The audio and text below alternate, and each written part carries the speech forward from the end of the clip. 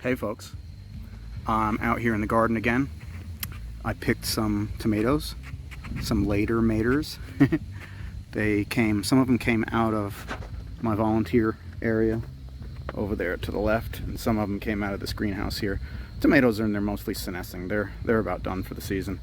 Those still got quite a few tomatoes on them that will need to ripen over the next few days or a week or so. So they're in there doing that. They'll be beautiful. But I just wanted to draw a little bit of attention to, well, yeah, the nice little harvest, of course. Those things are so sweet. Oh gosh. But also to the mole and vole free growing container that I've been using for my carrots. This is a second planting this year. It was succession planted within here the second time.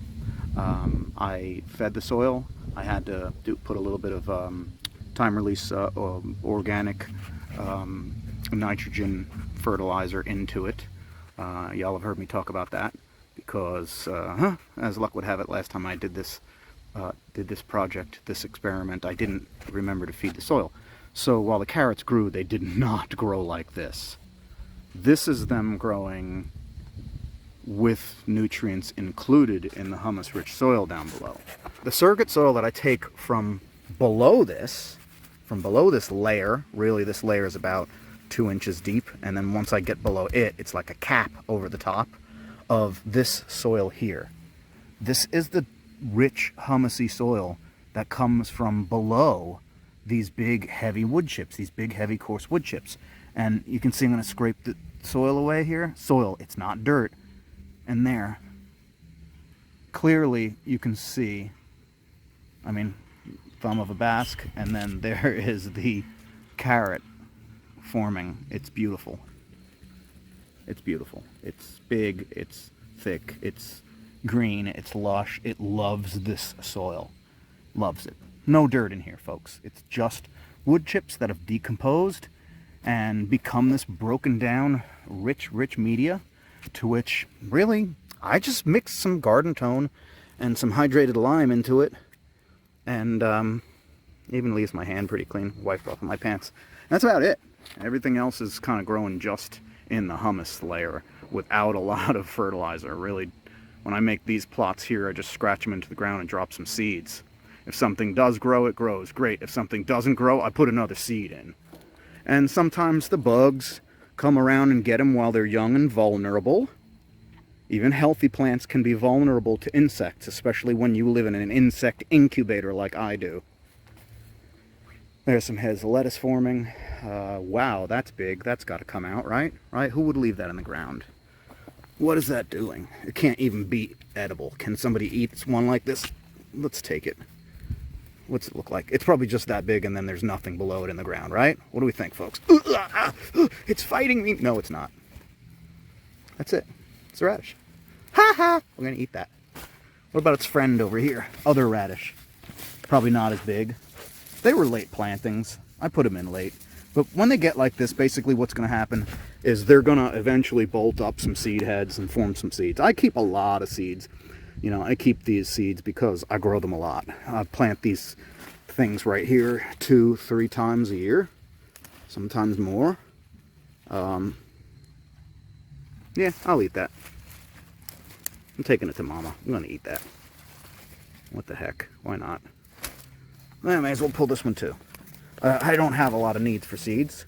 There's not a lot to this one here, but you might get a couple pieces to chop up and put in a salad. I'll bring that to Mom and she'll be like, are you nuts?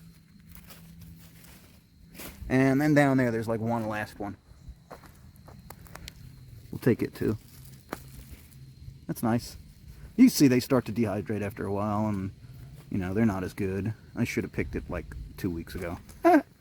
Not a big deal. We're not short of food around here. But anyway, there's some lettuce coming up over there. Plenty of time. In here, the greenhouse, look at that. My buckets. Oh, my buckets. My buckets have potatoes growing in them. Second crop this year. I'm just going to keep working them. Y'all want to see? Why not? Let's go in there and have a look. Lights are on because, well, the sun is setting. And I'm trying to supplement some light because my peppers are still in here. Loving life. We got kind of every kind of pepper you can imagine. The hot ones. This is the hot booth. We come in here when we're looking for hot food. I have no idea how. Yikes. Look at them standing up at attention. They're not growing down, they're growing up. Uh-huh. There's Creedmoor's really, really hot ones. These guys are growing up and down. There's my son and my fan. Lots of marigolds. They seem to thrive here, and the bees love them. They're in it all the time. We got some peps over here. Y'all might be able to zoom in and see a little of the white powdery stuff on my plants. That's sulfur. I spray them with sulfur because it helps keep the insects at bay. Like I said before, I'm in an insect incubation zone. They're everywhere here. There's a lot of farms around me where they don't care about preserving the environment, and as a consequence to that, let me get in here and show you this. As a consequence to that, we've got a lot of sickly insects. Little baby's just developing. We're still getting pollination in here. That opens up during the day, no matter what, and the bees come in. Yeah, look in there. Leaves, watch out. Come on, I'm trying to see something. Look at the top of that thing. Anybody want a bite out of that? Wow. The Eden method. So these potatoes that are growing are from seed, well, potato seed from potatoes that I harvested in August. They look like they could use a tiny little bit of water. They don't get rained on in the greenhouse. And there's probably going to be some more popping up in here soon. It should be noted that it took almost a month for them to pop up like that. And they're planted about 3 or 4 inches down into the soil. Oh, there's that soil again, folks. This is that stuff. I screen it, surrogate soil that comes from below. My coarsest chips, we take it out, and I put it in here. Because even potatoes, like I said before, with the root crops, they want to have nice, soft media, nice, fine media. And believe it or not, after the potato grows, the media is even finer. So what do?